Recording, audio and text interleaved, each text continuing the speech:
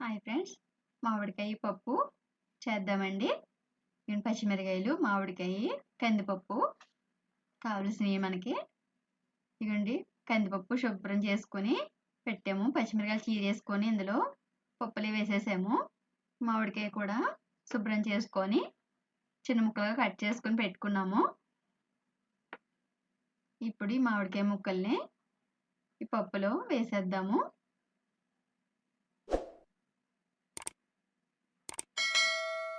వేసేసుకొని గ్లాస్కి కొంచెం తగ్గించి వాటర్ కూడా వేద్దాము. ఇక్కడ కుక్కర్ గిన్నె తీసుకొని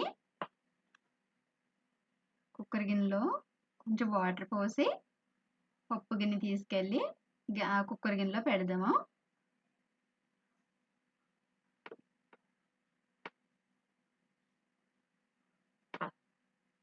గిన్నె పెట్టేసాక మనం మూత పెట్టేసుకుందాం. మూత పెట్టేసుకొని కుక్కర్ మూత పెట్టేసుకుందాము. ఇదిగోండి, ఇప్పుడు మూడు విజిల్స్ వేయించాను. తర్వాత ఓపెన్ చేసి చూద్దాము. కుక్కరు చల్లారిన తర్వాత తీసుకోవాలండి. విజిల్ తీసేసుకొని తీసుకోవాలి. విజిల్ తీయకుండా మూత తీయకండి.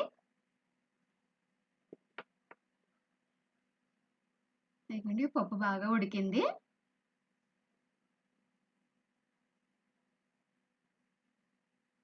నేను పప్పుని ఇప్పుడు గరిటె పెట్టుకుని మెత్తగా నలుపుదాము.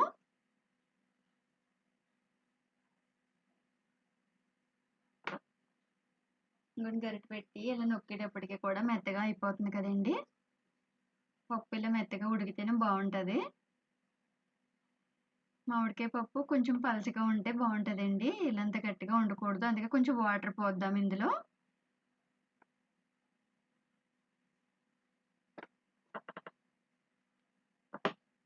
ఇలా మెత్తగా నలిపేసాం కదా.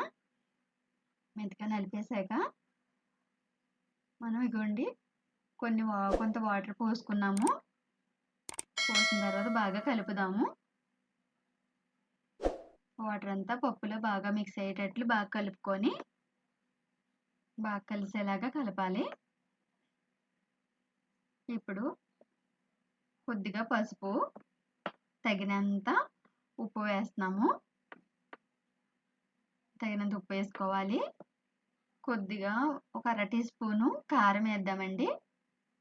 వేసుకుని ఇదంతా బాగా కలిసేలాగా కలుపుదాము. ఎందుకంటే పచ్చిమిరకాయలు వేసాం కదా కొద్దిగా ఎక్కువ, అందుకని కారం తక్కువ వేసుకుంటేనే బాగుంటుందండి. పచ్చిమిరకాయలు ఎక్కువ వేసుకుంటే కొంచెం పండిపోయినవి వేసుకుంటే మంచిగా బాగుంటుంది మామిడికాయ పప్పు.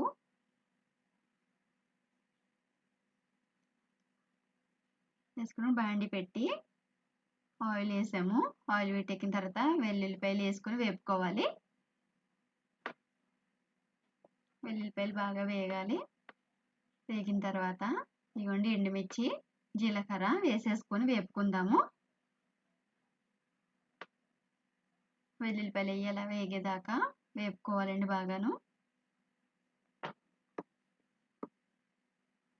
జీలకర్ర కూడా వేసుకుంటే పప్పు బాగుంటుందండి. ఇప్పుడు కరివేపాకు కూడా వేసేసుకొని వేపుదాము.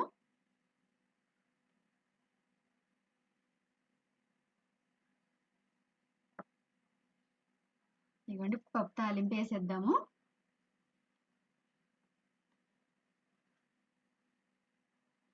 ఇలా బాగా వేగిన తర్వాత పప్పుని రెడీ చేసి పెట్టాం కదా, తీసుకొచ్చి తాలింపు వేసేద్దాము.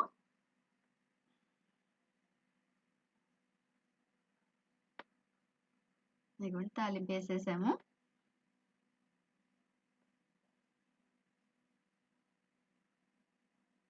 పప్పు రెడీ అయింది ఫ్రెండ్స్. నచ్చితే లైక్ చేయండి, సబ్స్క్రైబ్ చేసుకోండి.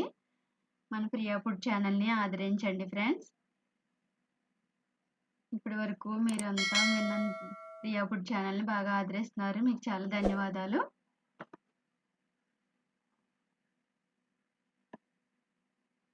లైక్ చేయండి ఫ్రెండ్స్.